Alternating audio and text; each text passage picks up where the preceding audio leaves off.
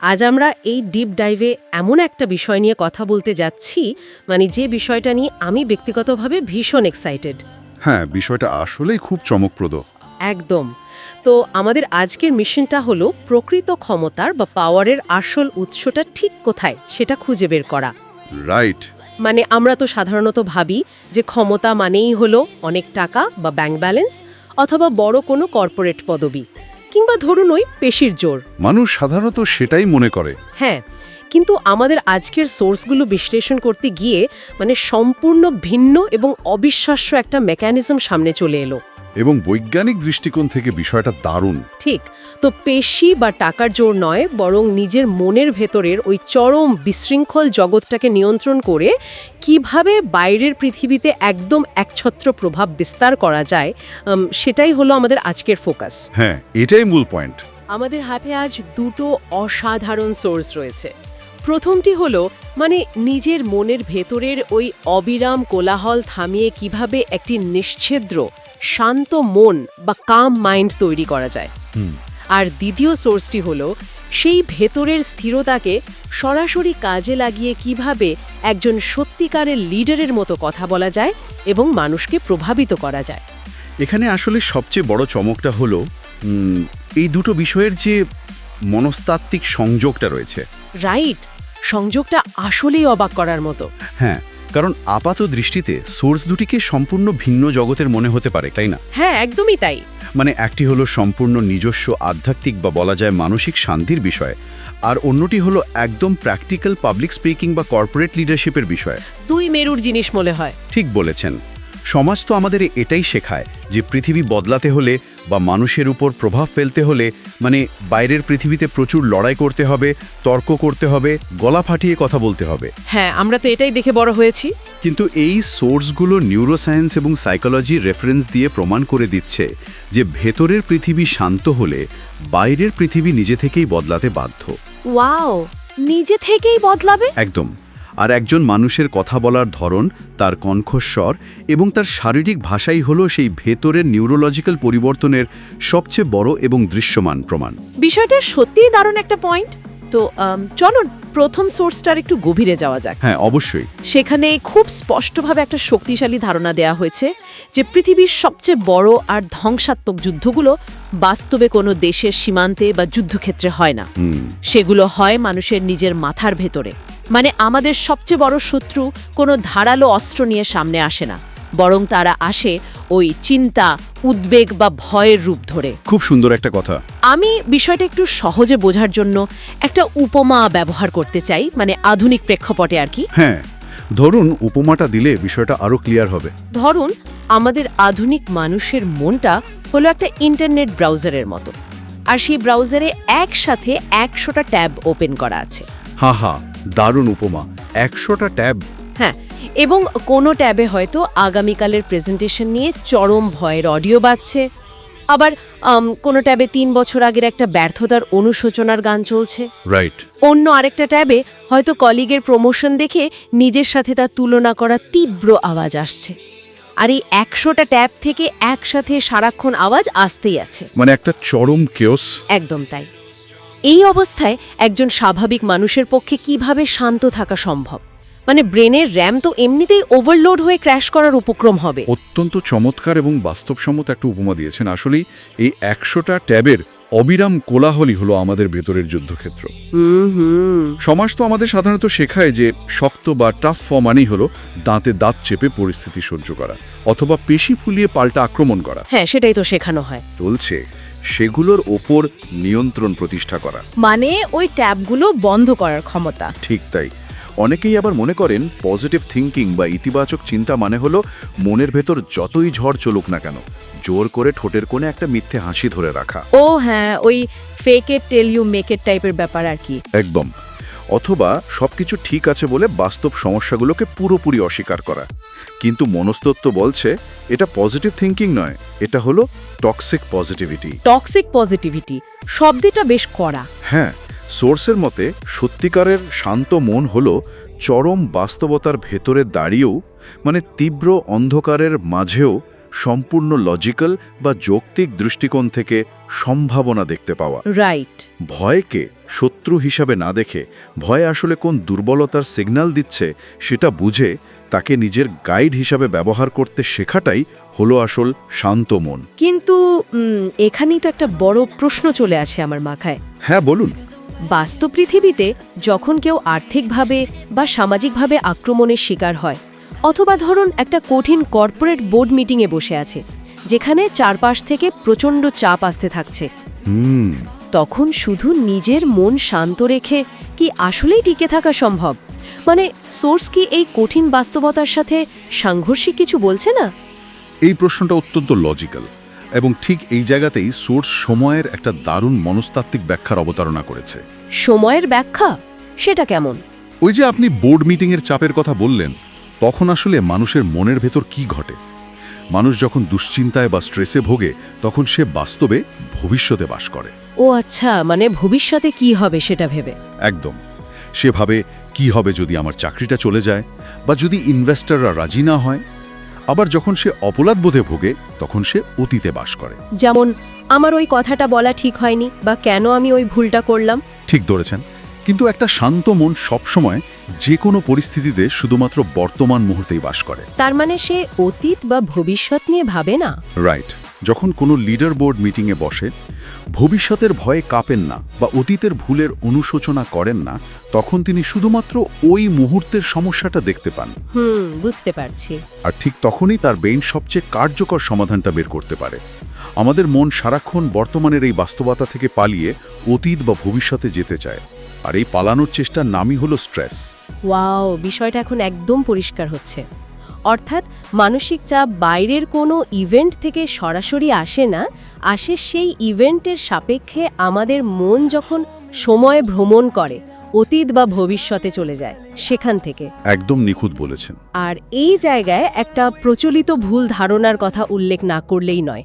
মানে অনেকেই তো ভাবে শান্ত মন মানে হলো নিস্তেজ, ধীর বা অলস একটা মন। হ্যাঁ, এটা খুব কমন একটা ভুল ধারণা। মানুষ ভাবে যেন একজন লোক একটা গাছের নিচে চোখ বন্ধ করে বসে আছে, তার কোনো কাজ নেই, কোনো উচ্চাকাঙ্ক্ষা নেই, কেউ তাকে আক্রমণ করলেও সে কোনো জবাব দিচ্ছে না। হ্যাঁ, ঠিক। দিয়ে আধুনিক এই প্রতিযোগিতামূলক পৃথিবীতে মানুষ টিকে থাকবে কিভাবে? জীবনে উন্নতিই করা তো দূরের কথা। এটি সম্ভবত শান্ত মন বা মাইন্ডফুলনেস নিয়ে সবচেয়ে বড় এবং ক্ষতিকর ভুল ধারণা। সোর্স থেকে এর চমৎকার এবং বিজ্ঞানসম্মত একটি ব্যাখ্যা পাওয়া যায়। আচ্ছা। শান্ত মন মানেই নিস্তেজ মন নয়, বরং শান্ত মন হল মানব মস্তিষ্কের সবচেয়ে তীক্ষ্ণ, সবচেয়ে দ্রুতগামী এবং সবচেয়ে শক্তিশালী অবস্থা। সবচেয়ে শক্তিশালী সেটা কিভাবে? একটা উপমা দিলে বিষয়টা ক্লিয়ার হবে। ধরুন একটা সাধারণ বাল্বের আলো ঘরের চারদিকে ছড়িয়ে পড়ে, তাই না? হ্যাঁ। তো সেই সাধারণ আলো দিয়ে কি কাগজ পোড়ানো যায়? যায় না। কিন্তু ওই একই আলোকে যখন লেজার রশ্মিতে পরিণত করা হয়, অর্থাৎ আলো যখন চারদিকে না ছড়িয়ে একটা নির্দিষ্ট বিন্দুতে ফোকাস করে, তখন তা লোহাও কেটে ফেলতে পারে। ও মাই গড, দারুণ একটা উপমা। হ্যাঁ, যখন মাথার ভেতর ওই 100টা ট্যাবের কোলাহল কম থাকে, তখন প্রতিটি চিন্তা একটি পরিষ্কার লেজার তীরের মতো সোজা লক্ষ্যের দিকে ছুটে যায়। রাইট, শক্তির কোনো অপচয় হয় না। একদম। আর এই ট্যাবগুলো বন্ধ করার বা মস্তিষ্ককে লেজারের মতো ফোকাস করার সবচেয়ে শক্তিশালী উপায় হিসেবে সোর্স যে কনসেপ্টটি দিয়েছে তা হলো অবজারভার বা দর্শক হওয়া। এই দর্শক হওয়া বিষয়টা একটু জটিল শোনাচ্ছে। মানে নিজের চিন্তার দর্শক হওয়া বলতে আসলে কি বোঝানো হচ্ছে? মানুষ তো নিজেই নিজের চিন্তা তৈরি করে, তাই না? সাধারণ লজিকে তো সেটাই মনে হয়, কিন্তু সোর্সের সবচেয়ে যুগান্তকারী ধারণাটাই হলো মানুষ তার চিন্তা নয়। মানুষ তার চিন্তা নয়? না, মানুষ হলো সেই মূল সত্তা যে তার মনের ভেতরের ওই চিন্তাগুলোকে দেখছে। আচ্ছা।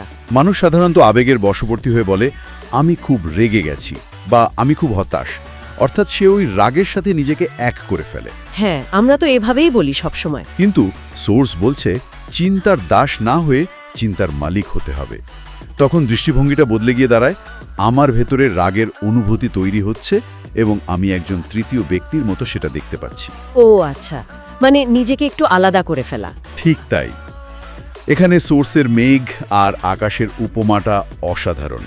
মেঘ আর আকাশের উপমা, এটা তো বেশ ভিজুয়াল একটা ব্যাপার। হ্যাঁ, একটু ভেবে দেখুন।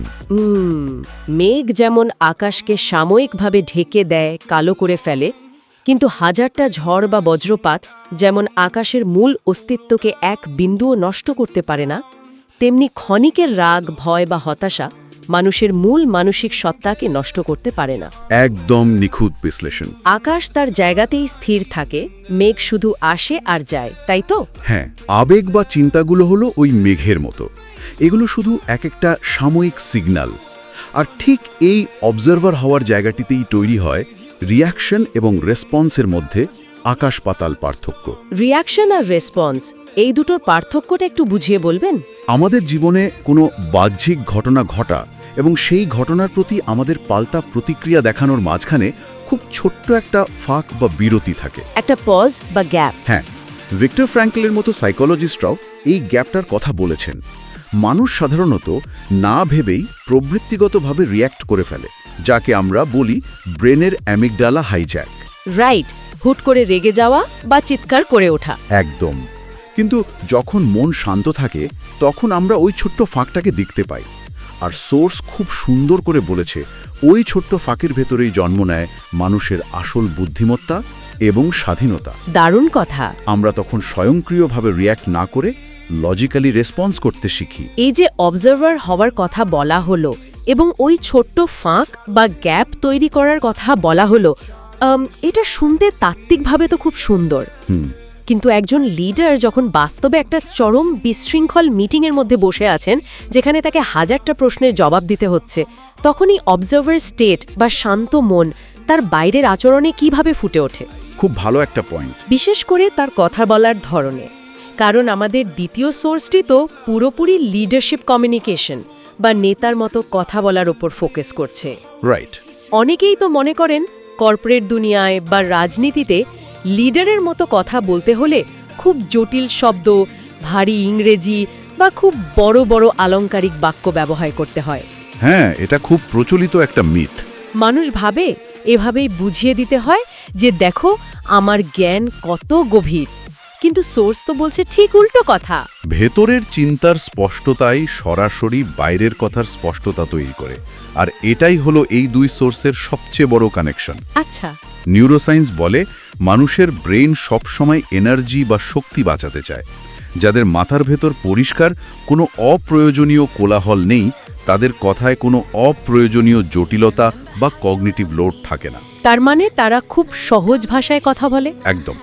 সত্যিকারের লিডাররা সবচেয়ে সহজ ভাষায় ছোট ছোট বাক্যে কথা বলেন, কারণ তারা কথা বলেন মানুষকে কোনো একটা বিষয়ে বোঝানোর জন্য বা কোনো কাজের দিকে ধাবিত করার জন্য, নিজেকে বড় বা জ্ঞানী দেখানোর জন্য নয়।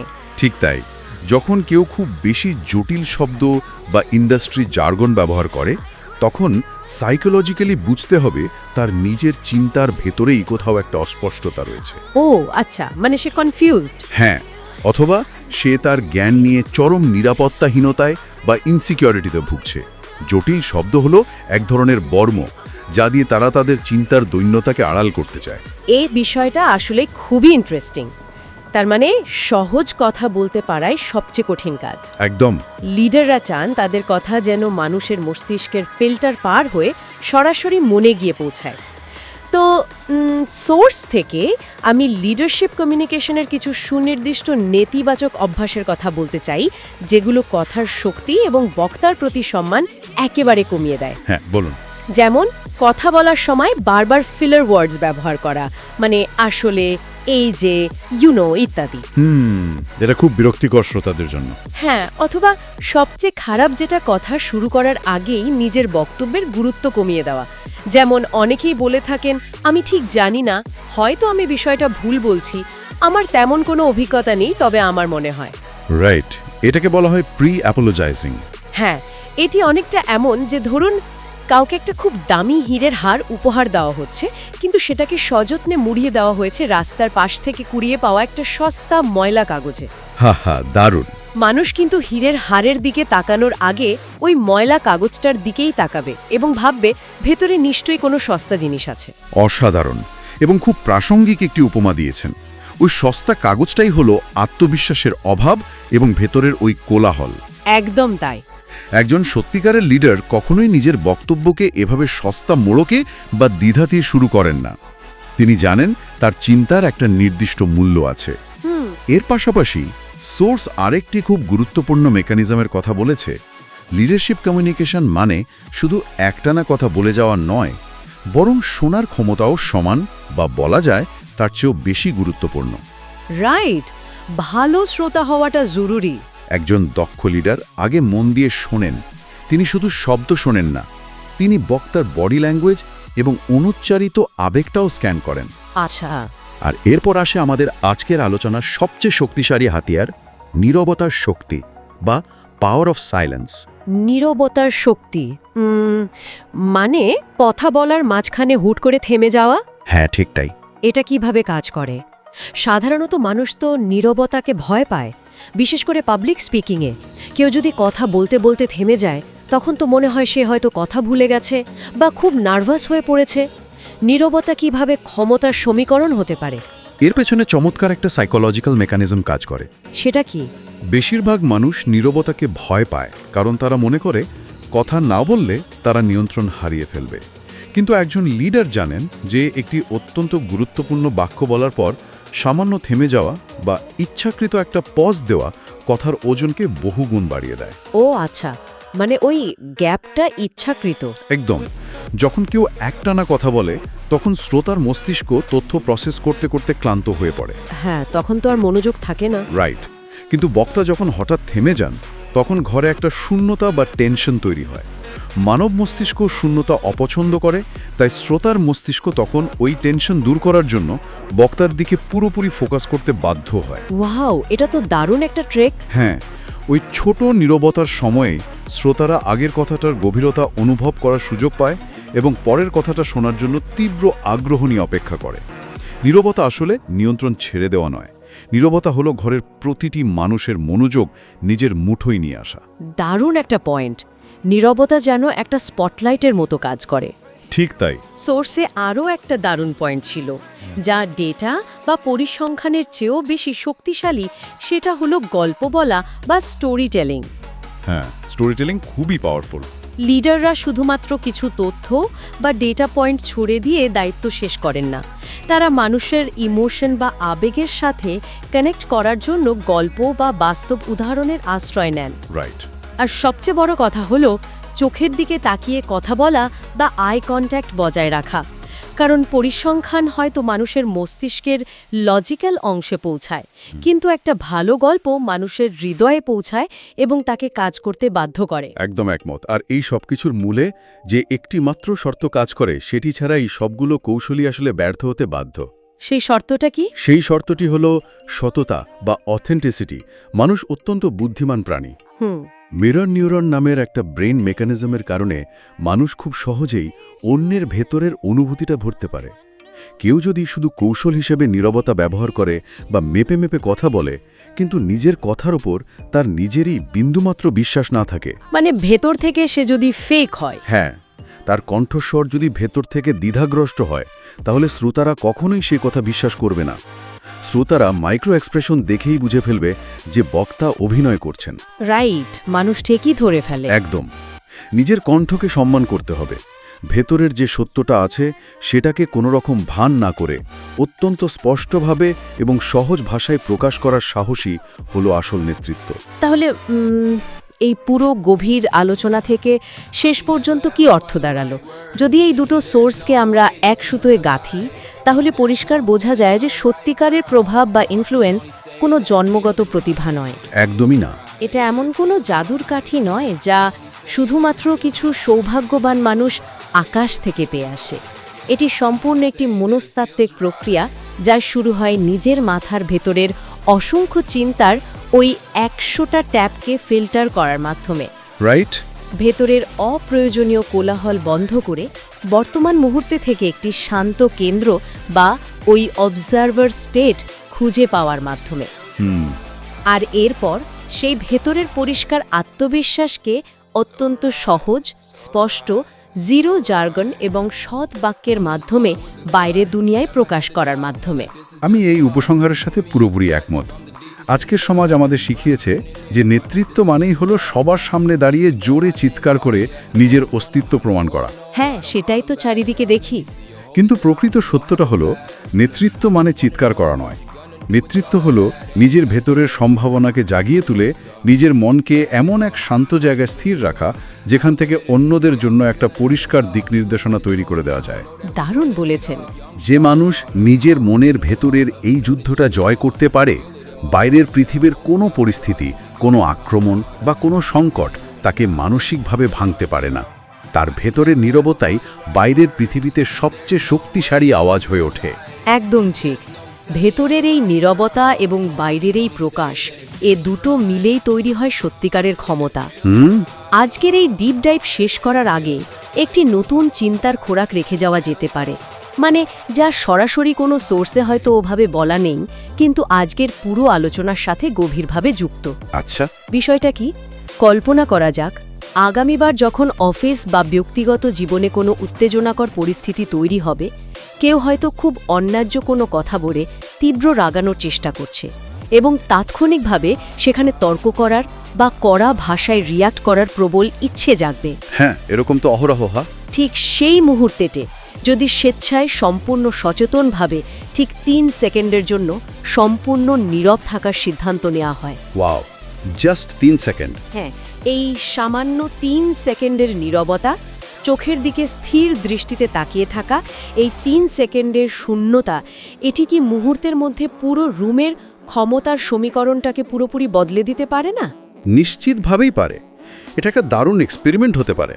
এই প্রশ্নটি এবং এই 3 সেকেন্ডের পরীক্ষাটির ভার সবার ভাবনার জগতেই ছেড়ে দিয়ে আজকের মতো আমাদের ডিপ ডাইভ এখানেই শেষ করছি।